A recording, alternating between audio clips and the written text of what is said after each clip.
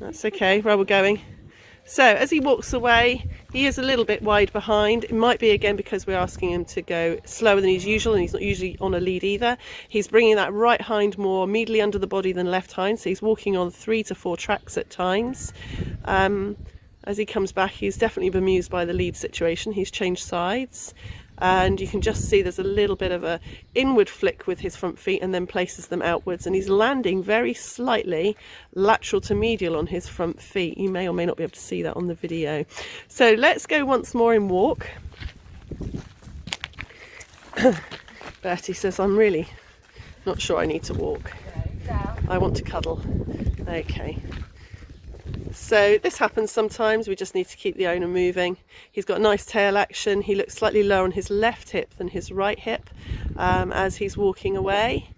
And again, still crossing under with that right hind more medially than the left. So that seems to be quite a consistent pattern.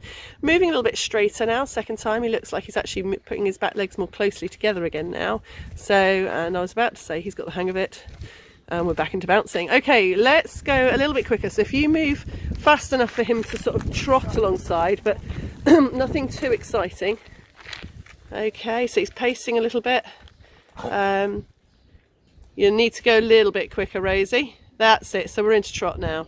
And you can see just as he went to trot, he started to put the back legs back together more closely. He's bringing, if anything, his right elbow slightly more laterally outwards. He's landing slightly base narrow with that right fore. Let's go for a trot again. It's just about moving fast enough.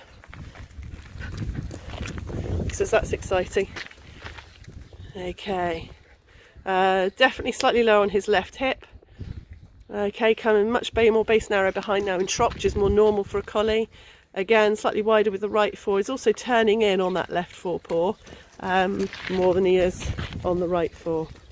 So we're going to palpate Bertie. Now again, normal situation, we would have the owner sat or stood facing the front of the dog, cup the head, so they stay straight, again for social distancing purposes and videoing. That's not happening today. But make sure that you ask your owner, direct your owner clearly, give them instructions, don't let them put their face too near to the dog's head. Bertie, straighten your nose, sweetheart. Good boy. Straighten your nose. So we're just going to move Rosie and the camera right in front of Bert. Now if they're sat down when you palpate the neck, that's fine, because that's not going to change it too much. Even though Bert's moving his head a little bit, there's such a massive rotation in the neck that you're going to pick this one, you pick this one up anyway. Very, very rotated ventrally on the right. So in the dog we're talking about ventral rotation in the atlas and cervicals, and C1 is definitely rotated ventrally on the right, C2 and C3, C4. Less so at C5, it's actually far more marked at the top of the neck than it is through the lower neck. So that's obviously quite a marked misalignment to find. Now we can encourage Bert. Well done, Bert. I know standing isn't your natural position. So I'm just sweeping through the spine the first time, just letting the vertebrae guide my hand through his back and getting an idea of where the issues may be. He's got quite a thick, heavy coat, unsurprisingly, as a dog that lives outside.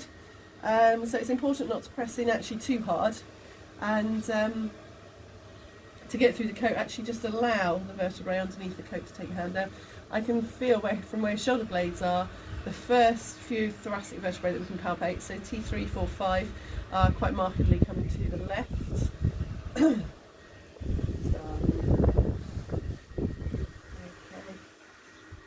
And then come slightly to the right in the sort of mid to late T's, so T9 through to around T13 comes to the right.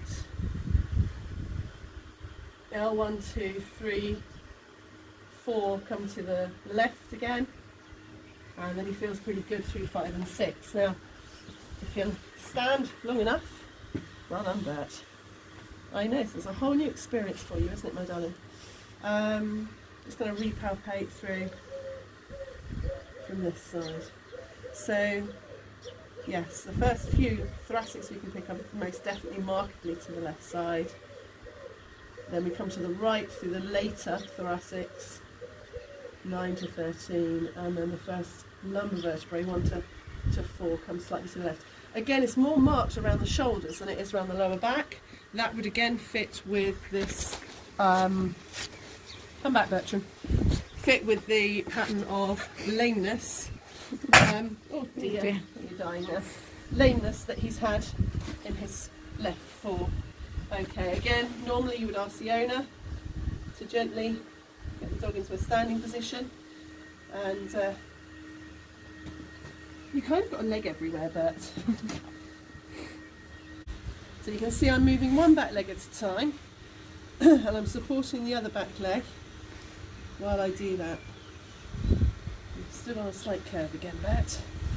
Sometimes it's necessary to take the time to get the reading.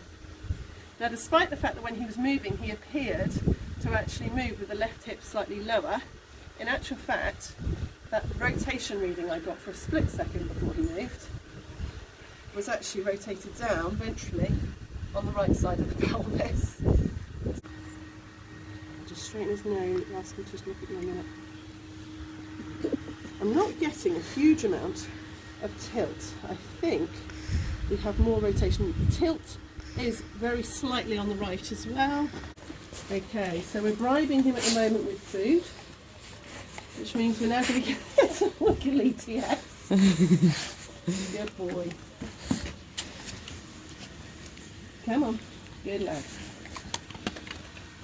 Okay, and he's definitely cranial on the left side. So, if anything, this shows how important it is that your palpation with dogs is practiced and practiced and practiced, because you may not get a dog that is really easy to stand up straight, stand up square quietly for you to palpate, so you need to get really confident in case you've got a Bertie who's absolutely lovely but doesn't really see the point today. Okay, well done.